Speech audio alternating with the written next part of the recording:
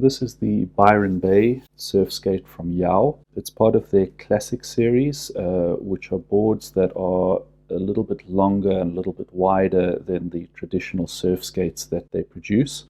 So this board is coming in at about a 25-inch wheelbase, and I think the board itself is around 38 inches, which is a lot bigger than your typical 17-inch wheelbase boards that you usually see on the market for surf skates. And that increase in size is really nice because it means that as a beginner coming into the sport, you can get the slightly bigger board and get a feel for your foot position on the board itself, and then once you've kind of locked in your foot position and your riding style, you can get a slightly smaller board once you start doing bigger tricks and things like this. Second to that, bigger boards really nicer for bigger riders like myself. I always struggle with boards that are kind of too small for me, and my posture is always feeling a little bit compressed on the board. So having this to kind of start with really helped me find exactly how I wanted to ride, and then from there I bought another board to get a little bit progression in the sport. A larger board with a larger wheelbase is going to be more forgiving, so the ride is going to be much easier. You're going to have a lot of wider turns, a lot more flowy motion as you're getting into learning how to pump and carve on a surfboard,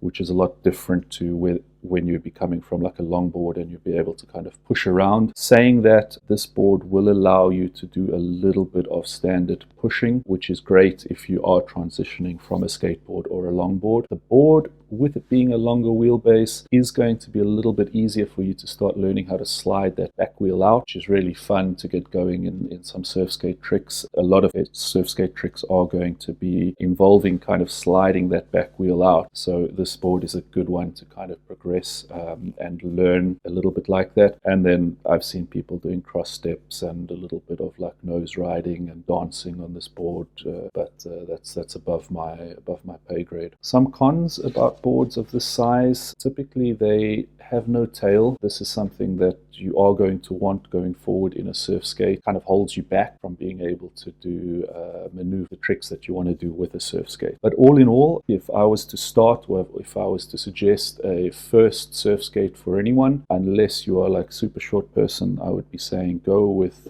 something like the Byron Bay. Get used to the board and then progress from there. What's really nice about this is this will come kind of fully assembled with the Meraki surf skate trucks, and from there you can just keep the trucks and just swap out for a smaller board as you progress in the sport. Anyway, that's all from me today. Thanks for watching.